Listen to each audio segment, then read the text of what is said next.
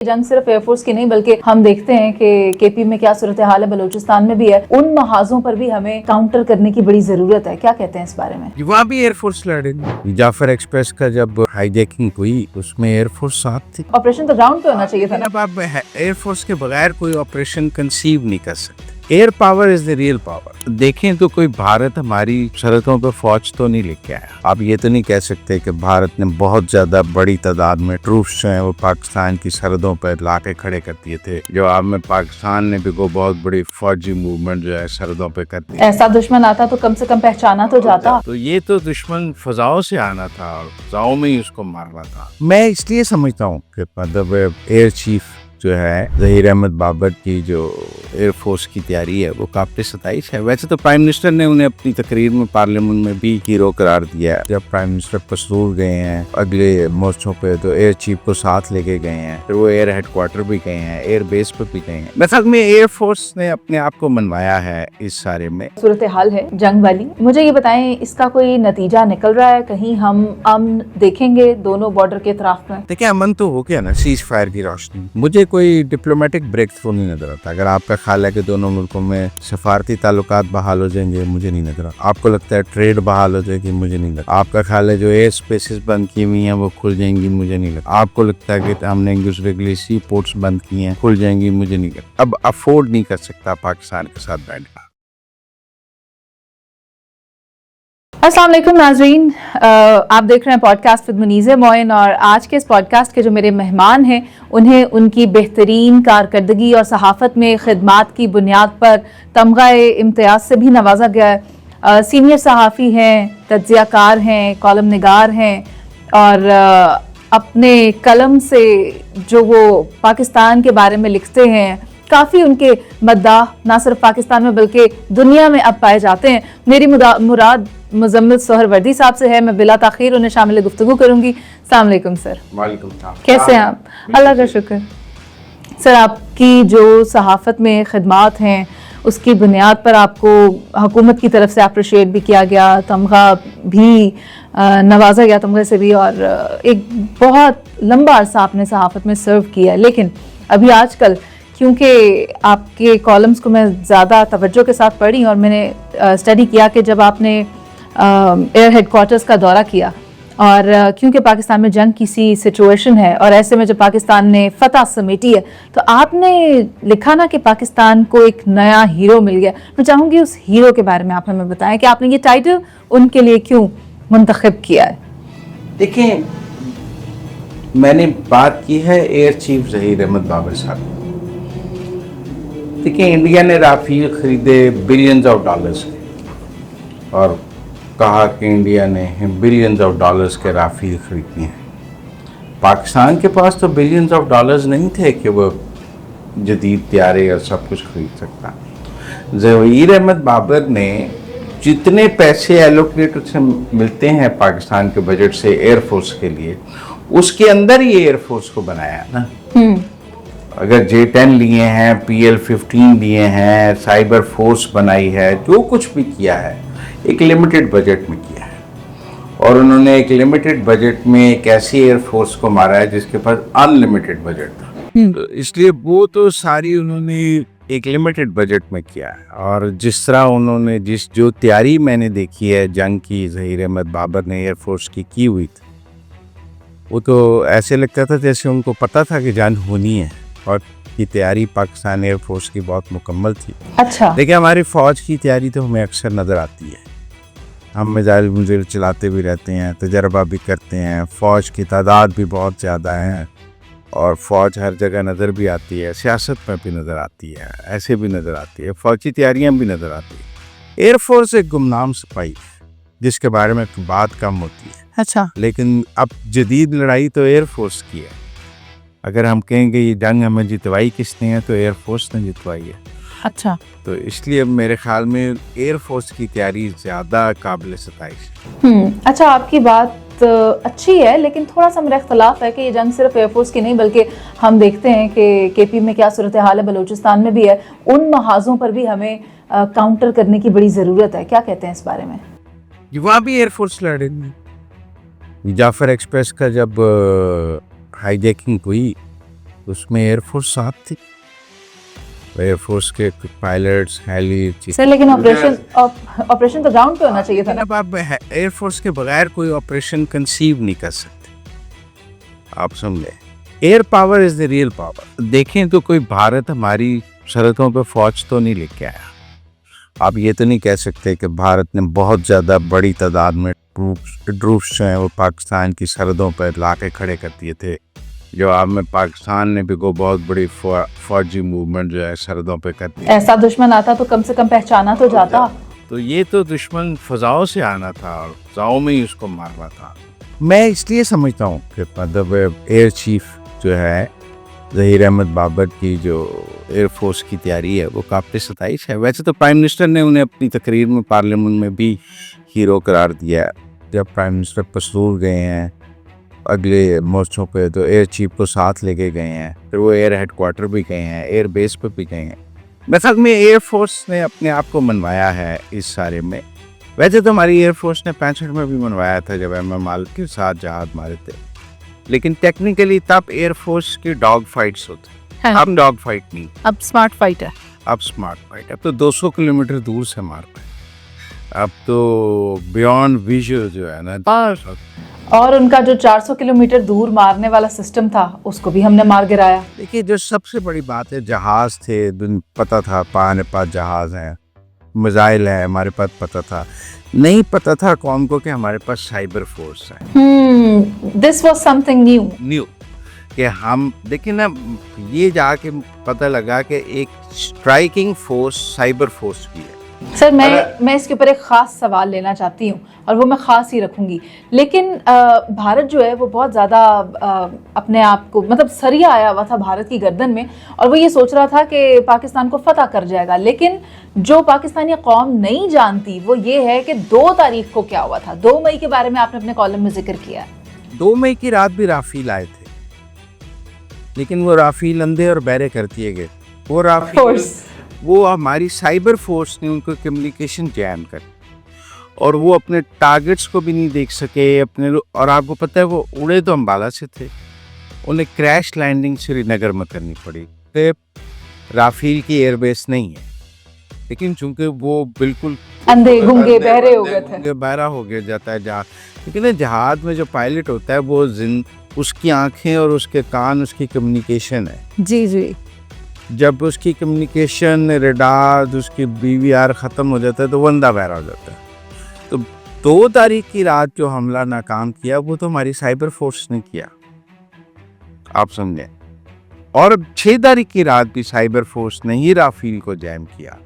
तो जो हमारी साइबर फोर्स है इसके बारे में दुनिया को नहीं पता था, और मैं समझता हूँ आम पाकिस्तानी को भी नहीं पता था कि हमने इतनी बड़ी स्ट्राइकिंग फोर्स साइबर फोर्स बना ली है। सर मैं चाहूँगी कि आप स्पेसिफिकली हमें बताएं कि किस तरह पाकिस्तान ने भारत को शिकस्त दी इस पूरे मार्के के अंदर, और जिस साइबर फोर्स या जिसका जिक्र किया जा रहा है, जिसको क्रेडिट दिया जा रहा है अफवाज पाकिस्तान की तरफ से कि एक साइबर फोर्स बनाई, IT के अंदर हम इतना एक्सेल कर गए हैं कि हमने भारत को हैरान परेशान कर दिया, वो साइबर फोर्स क्या है और क्या ये साइबर फोर्स भारत के पास है? ये हैकर्स हैं। कहाँ से आए हैं? पाकिस्तानी बच्चे हैं, मिलाऊं मैं उनसे। सिंपल नौजवान है, कंप्यूटर स्पेशलिस्ट हैकर्स हैं जो भारत का हर सिस्टम हैक कर लेते हैं।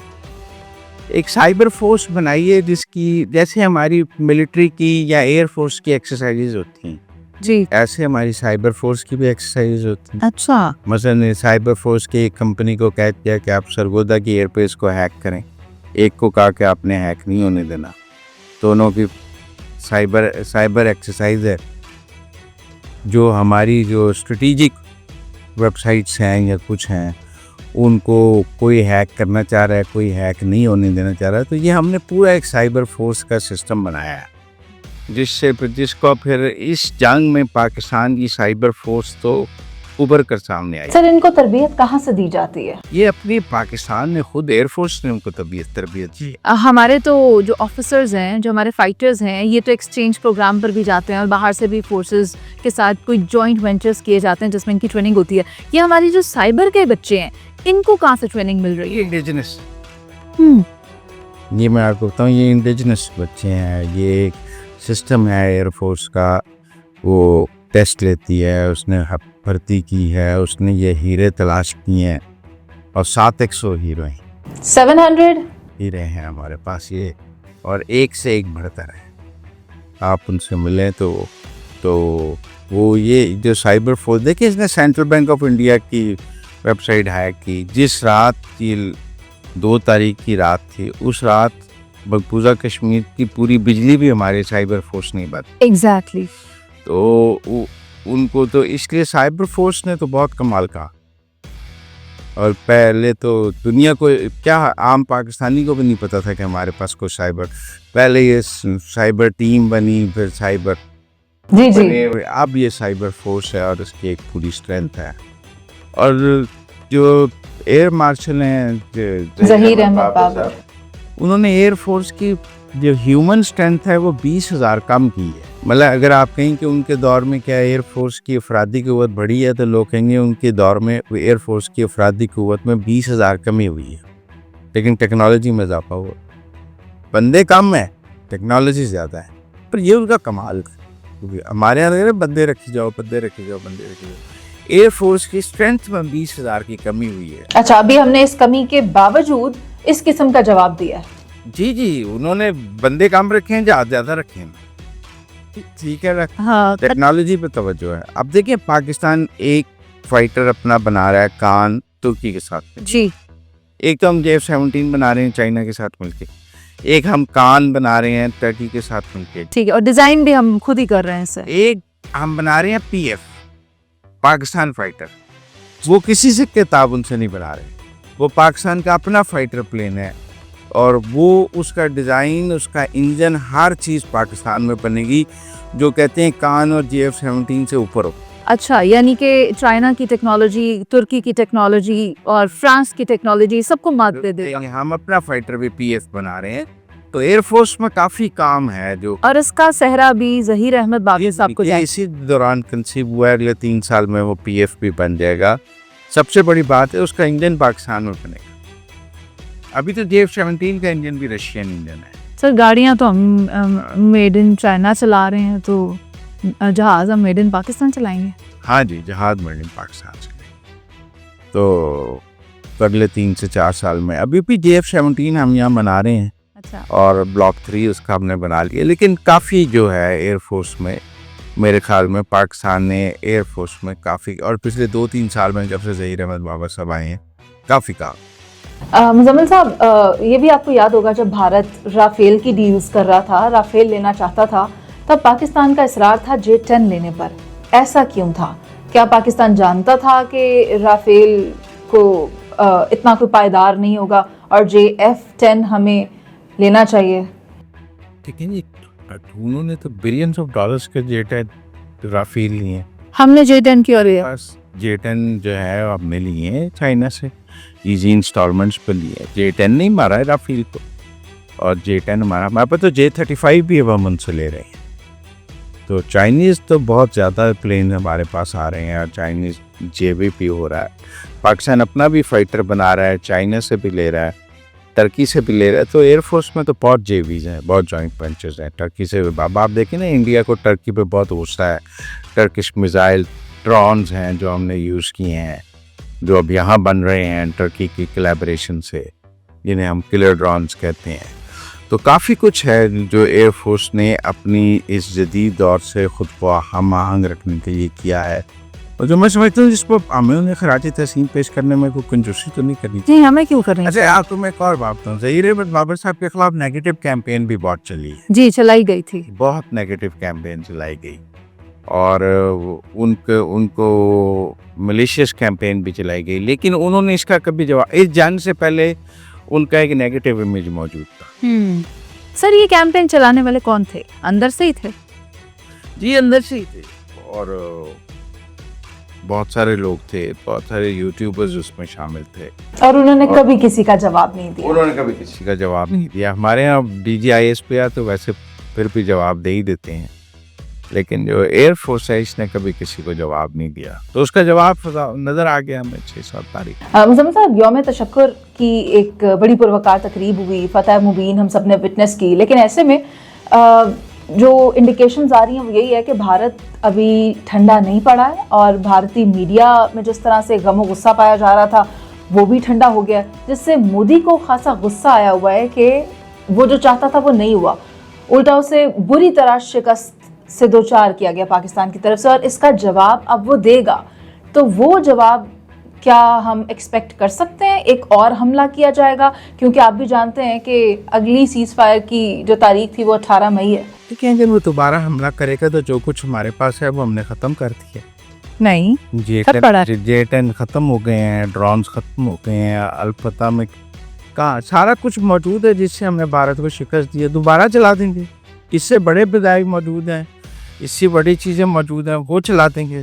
मतलब यही देखें, भारत ने हमसे लड़के देख लिया, अब यहाँ तो भारत इससे को बड़ी चीज़ चलाएगा हमारे खिलाफ। तो हमारे पास भी एटम बम मौजूद है, इसके बारे में डोनाल्ड ट्रंप कह रहे हैं कि दोनों मुल्कों के दरमियान न्यूक्लियर लड़ाई होते रहेगा।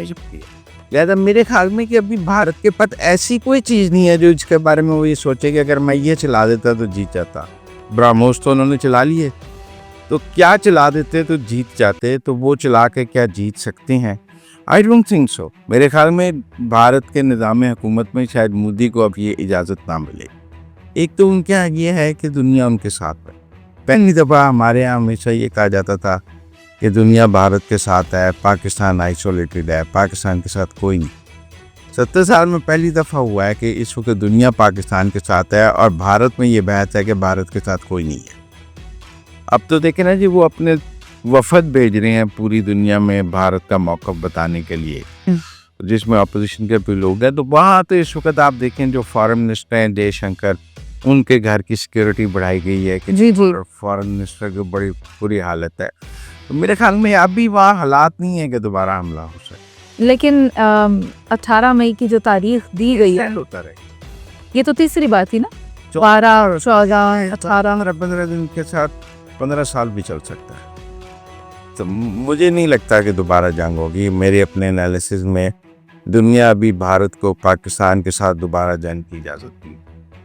जयशंकर की तरफ से जो बयान आया था वो ये था कि हमने पाकिस्तान को तनबीह कर दी थी हमला करने से पहले, और एक इंडिकेशन वो भी थी कि जब यहाँ पर वज़ीर इत्तलात कहते थे कि हम एक्सपेक्ट कर सकते हैं कोई भी इस किस्म की कार्रवाई हो सकती है, वो 2 तारीख थी। 2 तारीख यानी पहले से बता दिया गया था। नहीं, अब बताना ज़रूरी नहीं है। अच्छा, मैं आपको एक बात बताऊँ, अब सैटेलाइट्स ऐसे हैं कि भारत का कोई जहाज़ अगर अपने हैंगर से निकलता है तो पाकिस्तान की एयरफोर्स उसको देख रही है। This is something new to me. क्या ऐसा वाकई है कि भारत अपना जहाज हैंगर से निकालता है और हमें पता होता है? हम अपना निकालते हैं तो भारत को पता होता है। ये कोई ऐसी बात नहीं, सैटेलाइट की दुनिया है, सब एक दूसरे को देख रहे हैं।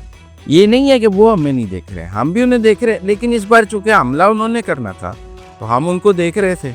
जब वो जहाज उड़ाते थे हम भी उड़ा लेते थे। जब देखें, राफेल को स्ट्राइक करने के लिए 40,000 फुट की बुलंदी पे आना है। जब तक वो 40,000 फुट की बुलंदी पे नहीं आएगा वो स्ट्राइक नहीं कर सकता। उसने 40,000 फुट की बुलंदी पे आना है, मुंह उसका पाकिस्तान की तरफ होगा, इसका मतलब है हमला करने लगा है।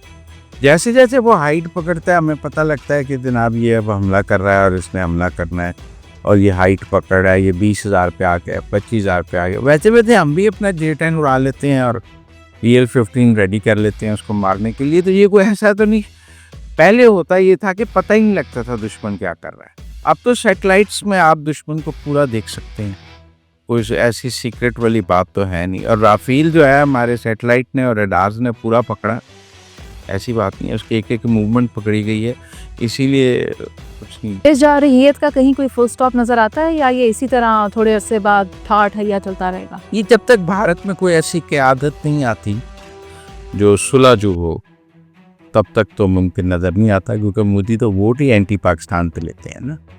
तो जब तक आप वहाँ सियासत एंटी पाकिस्तान की करेंगे तो फिर आपको एंटी पाकिस्तान रहना पड़ेगा। अब देखिए ना, जो जयशंकर का आपने बयान कहा कि जी हमने पाकिस्तान को पहले बता दिया था, वो तो असल कहानी ये है कि उन्होंने स्ट्राइक करने के बाद उनके DGMO ने पाकिस्तान के DGMO को कहा कि अब हम सीज फायर करना चाहते हैं, हमने स्ट्राइक कर लिया है। हमने कहा नहीं, अभी हमने जवाब देना है। हाँ जी, उसके बाद जवाब देंगे फिर बात करेंगे। जवाब देने के बाद ही बात। तो ऐसी बात नहीं है, लेकिन उस पर राहुल गांधी ने उनको बड़े आड़े हाथों लिया और कहा कि आपने मुल्क से गद्दारी किया। आपको किसने कहा कि पाकिस्तान सियासी मफादात साइड पे रखे जाएं। इंडिया की जो वॉर स्ट्रेटजी है वो आप पाकिस्तान को बताएं कि हम और हमला करेंगे या नहीं करेंगे। तो इस वक्त ट्रबल में है देश का। मैं देख रहा हूँ वो चार्जशीट हो रहे हैं बहुत ज़्यादा कि वो बतौर वज़ीर ख़ारजा वो एक नाकाम वज़ीर ख़ारजा के तौर पर देखे जाए। एक बड़ा इंटरेस्टिंग सवाल है, और जितने भारतीय मुजम्मिल साहब हमें देख रहे हैं वो शायद ये नहीं जानते या आप चैनल बैन नहीं हुआ? नहीं सर, मुख्तलिफ प्लेटफॉर्म्स हैं, यहाँ से बंद करेंगे तो कहीं और से देख लेंगे। तो मेरा सवाल ये है कि वो शायद अंधा एतबार किए हुए हैं मोदी के ऊपर। उन्हें ये नज़र नहीं आया कि राफेल ख़रीदने में किसको नवाजा गया, वो डील जब की तो अपने कौन कौन से दोस्तों को फ़ायदा पहुंचाया गया, और ये उसी फ़ायदे की बुनियाद पर ये शिकस्त हुई है जो मोदी की वजह से हम कह सकते हैं कि भारतीय एयरफोर्स नाकाम हुई है, भारतीय जेट्स तबाह हुए हैं, जो दोस्तों को उसने नवाजा। इस पर इन्वेस्टिगेशन कब करेंगे ताकि इसकी असलियत भी सामने आए? देखिए, राफेल को पूरा जहाज़ नहीं है, पहली बात आपके सीखी। ये तो हो सकता है उड़ा को बुरा पायलट रहा हो, लेकिन राफेल बुरा जहाज नहीं है। ये हो सकता है कि उन्होंने महंगी डील की है, कुछ पैसे खा लिए हैं, लेकिन राफेल बतौर स्ट्राइकिंग जहाज बुरी चॉइस नहीं था इंडिया की। नीयत खराब होगी फिर। अब वो उस दिन J10 से हार गया। देखें, दो अच्छी टीमें आपस में लड़ती हैं, एक हार जाती है एक जीत जाती है। J10 और राफेल के मुकाबले में J10 जीत गया, लेकिन टेक्निकल बात यह है कि राफेल को बुरा जहाज़ नहीं है, दुनिया में उसकी बहुत क्रेडिबिलिटी है, दुनिया में बहुत स्ट्राइकिंग एयरप्लेन है। लेकिन मैं आपको एक बात बताऊं, इससे पहले जो फ़िज़ाई लड़ाई हुई नहीं कभी। सेकंड देखिए ना, दो बराबर की एयरफोर्स टकराएंगी तो पता लगेगा ना जहाज़ की या पायलट की औकात क्या है। आप गजा में बमबारी कर रहे हैं जवाब, और यहाँ पर भी इम्बैलेंस था पाकिस्तान और भारत। क्या मुकाबला भारत का पाकिस्तान से? नहीं बड़ा बराबर कम देख लिया हमने 6-0। ठीक है ना, लेकिन टेक्निकल बात यह है कि देखिए गजा में इसराइल बमबारी कर रहा है, कोई गजा जवाब तो दे नहीं सकता, कोई रडार नहीं है, कोई जवाब में जहाज नहीं है। लिबिया पे बमबारी की, यमन पे बमबारी की, इराक पे बमबारी की, सीरिया पे बमबारी की। इन तमाम मुल्कों के पास जवाब देने की सलाहियत नहीं थी। यहाँ तो जवाब देने की सलाहियत मौजूद थी, तो पता लगा ना कौन सा जहाज बड़ा है कौन सा नहीं है। आप एक जगह जाते हैं और जाके अफगानिस्तान भी इतनी बमबारी की, देसी कटर बॉम्ब मारे, जवाब में अफगानिस्तान के बाद तो कुछ नहीं था मारने। मेरे ख्याल में दो बराबर की फोर्सेस टकराएं तो पता लगता है किस। ईरानियन चाइनीज़ जहाज़ों की मार्केटिंग बहुत अच्छी हो। हाँ एग्जैक्टली, ये ब्लूमबर्ग की रिपोर्ट भी है। और उसके बाद उनको किस तरह के ऑर्डर्स मिले वो भी आपने देखा। ऑर्डर्स तो पाकिस्तान को भी बहुत मिल रहे हैं। मैं उस दिन रज़ा हयात राज को सुन रहा था, जो हमारे डिफेंस प्रोडक्शन के वजीर हैं, कि 2 साल तक के ऑर्डर्स मिल गए। ऑर्डर्स तो हमें भी मिली, ऑर्डर्स से चाइनीज़ को नहीं मिले। ब्रांडिंग होती है, मार्केटिंग होती है चीज़। तो फिर सर मैं ये देख रही हूँ कि ये सिचुएशन थमती किधर आकर है। हमारा सिंतास मुआहिदा मुअत्तल हुआ है, उसके अलावा सूरत हाल अच्छी नहीं है। ट्रेड की बुनियाद पर अगर मुमालिक अपने रवाबित अच्छे रखें, ना कि ये एटॉमिक ट्रेड हो, ये वॉर ट्रेड हो, अगर इकोनॉमी को बेहतर करने के लिए कोई ट्रेड किया जाए तो बेहतर होता है। लेकिन अब क्या अमरीकी सदर जो कि मशरिक़ वस्ता के दौरे पर हैं अपना कोई किरदार अदा कर पाएंगे? भारत को समझा पाएंगे कि रीजनल पीस एंड डेवलपमेंट के लिए उसको ये जारहियत वाला अपना रवैया तब्दील करना होगा? आप देखें, ट्रंप की बहुत नाकामियाँ थी। रूस यूक्रेन लड़ाई वो नहीं ख़त्म करा सके थे, शदीद कोशिश के बावजूद भी। आज भी रूस और यूक्रेन में सालस वो नहीं है। कभी मोहम्मद बिन सलमान हो जाते हैं, कभी तैयब उर्दुलान हो जाते हैं, ट्रंप नहीं। सर लेकिन मिलकर कर रहा है, अमेरिका और सऊदी अरब मिलकर कर रहा है। अब टर्की में मुज़ाकरात हो रहे हैं, अब सऊदी अरब में नहीं हो रहे। आप सुन गए, उनकी सबसे बड़ी बात थी कि मैं रूस यूक्रेन जंग ख़त्म करा दूंगा, अभी तक नहीं करा सके। फिर उनका था कि मैं गजा में अमन ले आऊँगा, गजा प्लान भी कामयाब नहीं हुआ। लेकिन उन्होंने कुछ सेशंस में तो पीस एस्टैब्लिश कर लिया, वो अलग बात है, इसराइल सुन नहीं रहा। सर हमने देखा जब इंतखाबात होने वाले थे अमेरिका में, तो वहाँ पर गजा में थोड़ी देर के लिए जंगबंदी का ऐलान होता था। आज की कल तो खुराक भी नहीं, आज कल तो नहीं। एग्जैक्टली 120। तो इसका मतलब है कि उनके कोई पैलेस्टाइन या गजा डिप्लोमेसी भी कामयाब नहीं है, 120 इसराइल से नहीं बना। जो उन्होंने प्लान दिया, अब भी वो प्लान दे रहे हैं कि 10 लाख फ़लस्तीनियों को लिबिया में सेटल कर दिया जाए, गजा सारा खाली करा के इसराइल को दे दिया जाए, वो कितना कामयाब है या नहीं? तो मुझे लगता है वो पहली कामयाबी ट्रम्प को मिली है पाकिस्तान इंडिया का सीज फायर। इससे पहले तो उनकी इंटरनेशनल डिप्लोमेसी में कोई कामयाबी लेकिन हम ऐसा कामयाबी अभी अगर कह देंगे तो बड़ी जल्दी नहीं हो जाएगा, कर रहे हैं, जल्दी हो जाएगा थोड़ा। वो सेलिब्रेट तो कर रहे हैं अपनी इस कामयाबी पर, वो पैरा तो देंगे ना कि सीज फायर चले, पहली तो कामयाबी है। असल में ये शिकस्त है सर, क्योंकि आप देखिए अगर पाकिस्तान ने भारत को हराया है तो इस रीजन में जिसको सपोर्ट हासिल थी अमेरिका की वो तो भारत था ना, तो एक तरह से तो शिकस्त ही हुई। देखिए ट्रम्प ने दोस्ती और दुश्मनी के तकाजे बदल दिए। आप देखिए सबसे ज़्यादा टैरिफ्स उसने इंडिया पे लगाए हैं, आज भी वो सबसे ज़्यादा गुफ्तगू इकोनॉमिक वॉर में जो माशी जंग है उसमें भारत के खिलाफ करता है। तो अगर भारत कोई बिलवड चाइल्ड था भी अमेरिका का तो इस टैरिफ वॉर में तो नहीं। और अब हम ये कह सकते हैं कि अमेरिका का इंटरेस्ट पाकिस्तान पे कुछ ज्यादा बढ़ रहा है। 3 बार पाकिस्तान का जिक्र एक ही दिन में किया है। वो अपनी जीत को सेलिब्रेट करते हुए हमें खराज तहसीन पेश करें। देखिए ये पहली उनकी इंटरनेशनल विक्ट्री है कि मैंने सीज फायर करा दिया। देखो वो आए थे कि मैं जंगें ख़त्म कराऊंगा जी, 2 जंगें तो वो ख़त्म नहीं करा सकते, लेकिन ना पुतिन ने भी उनकी बात नहीं मानी, ऐसे ज़ेलेंस्की ने भी नहीं बात मानी, मोदी ने मान ली, हमास ने भी नहीं मानी, नेतन्याहू ने भी नहीं मानी। एक सीज फायर तो वो कराने में कामयाब हो गए हैं, इसको सेलिब्रेट कर रहे हैं, पाकिस्तान एंजॉय कर रहे हैं। इंडिया को प्रॉब्लम है उनकी सेलिब्रेशन पे, क्योंकि जितना वो सेलिब्रेट करते हैं इंडिया डिमोरलाइज होता है, डिप्रेस होता है, मोदी की पोजीशन ख़राब होती है। लेकिन ट्रम्प अपनी पोजीशन बना रहे हैं, उन्हें क्या इस बात से सरोकार के मोदी की पोजीशन ख़राब होती है या नहीं होती, वो तो अपनी पोजीशन बेहतर कर रहे हैं ना कि मैंने एक जंग खत्म कराई है। लेकिन हमें ये देखना है कि मोदी का एजेंडा फुलफिल नहीं हो रहा है। जब तक कश्मीर का फैसला उसके हक में नहीं हो जाता तो वो तो काम डाउन नहीं होने वाला है। सर फेयर प्लेबिसाइट जो हुई थी उसको तो मानेगा नहीं। देखिए वो एक फिलोसॉफिकल बात है, ग्राउंड रियलिटी पे तो आज प्लेबिसाइट मुमकिन नहीं। हाँ जी, तो उस फैसला को अमल दरामद करा ही हो सकता ना, हमें मानना पड़ेगा वो नहीं हो सकता। तो इंडिया पाकिस्तानी कश्मीर पर कब्जा कर सकता है? नहीं कर सकता। हाँ इंडियन कश्मीर पर कब्जा कर सकते हैं।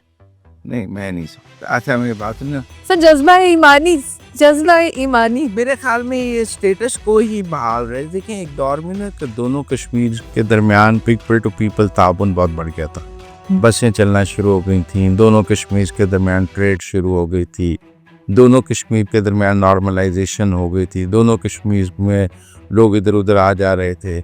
मेरे ख्याल में वो बेहतर रूप था, उसको वापस लाना चाहिए। मुजम्मिल साहब, अभी ये जो सूरत हाल है जंग वाली, मुझे ये बताएं इसका कोई नतीजा निकल रहा है? कहीं हम अमन देखेंगे दोनों बॉर्डर के तरफ में? देखिए अमन तो हो गया ना, सीज फायर की रोशनी अमन तो हो गया। हाँ मुझे कोई डिप्लोमेटिक ब्रेक थ्रू नहीं नज़र आता। अगर आपका ख्याल है कि दोनों मुल्कों में सफारती ताल्लुकात बहाल हो जाएंगे, मुझे नहीं नज़र आता। आपको लगता है ट्रेड बहाल हो जाएगी, मुझे नहीं लगता। आपका ख्याल है जो एयर स्पेसेस बंद की हुई हैं वो खुल जाएंगी, मुझे नहीं लगता। आपको लगता है कि हमने एक दूसरे के लिए सी पोर्ट्स बंद किए हैं, खुल जाएंगी, मुझे नहीं लगता। आपको लगता है कि जो हमने ट्राईपार्ट ट्रेड बंद की है वो खुल जाएगी, मुझे नहीं लगता। ऐसा कोई ब्रेक थ्रू मुझे नहीं लगता। वो सिंतास मुआहदा मुअत्तल भी रखेंगे और पानी भी आता रहेगा, ठीक है, तो पानी बंद नहीं होगा लेकिन वो मुअत्तल रखेंगे। वो ऑपरेशन संदूर जारी भी रखेंगे लेकिन कोई हमला नहीं करेंगे, और सफारती तनाव अपनी जगह कायम रहेगा। मोदी अब अफोर्ड नहीं कर सकता पाकिस्तान के साथ बैठना। अगर किसी का ख्याल है कि मोदी और शहबाज शरीफ की मुलाकात हो जाएगी, मुझे मुमकिन नहीं। सर आप ज़्यादा नज़र रखते हैं इस बारे में, शऊर भी रखते हैं, मैं चाहूँगी आप मुझे बताएं कि रीजनल अलायंसेस से आप बखूबी वाकिफ़ हैं और आपने जितना वक्त अपना सहाफ़त में सर्व किया है, आपके ज़्यादा बेहतर जानते हैं कि इस वक्त चल क्या रहा है। अमरीकी सदर का मशरिक़ वस्ता में मौजूद होना, पाकिस्तान का बारहा अच्छे लफ्ज़ों में ज़िक्र करना, कहना पाकिस्तान बहुत अच्छी चीज़ें मैन्युफैक्चर कर रहा है। ऐसे में पाकिस्तान चाइना और पाकिस्तान अमेरिका, पाकिस्तान को क्या करना है ये बताएं। पाकिस्तान का तो बड़ा ही इंपॉर्टेंट रोल है ना, हॉट वाटर्स है हमारे पास। हमें अपनी मईशत पे तवज्जो देनी चाहिए। जंगें हमें भी जंगों से दूर रहना चाहिए। ये तो हमारे सर पे आन पड़ी ना। पाकिस्तान को भी अगले 10-15 साल जंग के बारे में नहीं सोचना चाहिए, माशी बहाली का सोचना चाहिए। देखिए, एक दफ़ा इकोनॉमिक रिवाइवल हो गया, 4 पैसे आ गए, मुल्क खुशहाल हो गया, कर्जों शर्जों से जान छुटकी, तो देखेंगे। लेकिन अभी मैं समझता हूँ कि पाकिस्तान को अपनी इकोनॉमिक रिवाइवल पे काम करना चाहिए, अटेंशन डाइवर्ट नहीं होनी चाहिए। सही। और सिर्फ हम ये हुकूमत कहती है कि ये IMF का आखिरी प्रोग्राम है, हमें दुआ करनी चाहिए कि आखिरी हो, इसके बाद उसके कर्जा ना लेना पड़े और किसी न किसी तरह पाकिस्तान की इकोनॉमिक रिवाइवल हो, माशी तरक्की हो जाएगी। बाकी से आपके सामने चाइना की मिसाल है, उन्होंने हांगकांग को लड़ाई से लिया है, अपने माशी ताकत के प्यार। सही। ताइवान लेना चाहते हैं अपनी माशी ताकत की बुनियाद। मेरे ख्याल में मैशियत का तवज्जो देनी चाहिए, जंगे शंगे बाद में देख लें। बहुत शुक्रिया मुजम्मिल साहब, आपने वक्त दिया और आपकी जो इस बारे में आपका नॉलेज है उससे हमें तो फैज़ पहुंचा ही है, हमारे व्यूअर्स को भी काफ़ी फैज़ पहुंचा होगा। आपकी आमद का शुक्रिया। और मैं क्लोजिंग इस बात पर करना चाहूँगी कि भारत ने जो पाकिस्तान के गले में ढोल डाला था, पाकिस्तान ने वो बजाया और ऐसा बजाया कि फिर उसके ऊपर शादियाने पूरे पाकिस्तान में बजे हैं और भारत ने भी वो देखा है। और बात यही है जो मुजम्मिल साहब ने की है कि हमें इकोनॉमिकली ख़ुद को बेहतर करने की ज़रूरत है, पाकिस्तान को अपनी मईशत को बेहतर करने की ज़रूरत है, तजारत को बेहतर करने की ज़रूरत है और रीजनल पीस और डेवलपमेंट इसी के ज़रिए आ सकता है और मुल्क तरक्की कर सकता है। अभी के लिए मुझे इजाज़त दें, अल्लाह ने के बाद।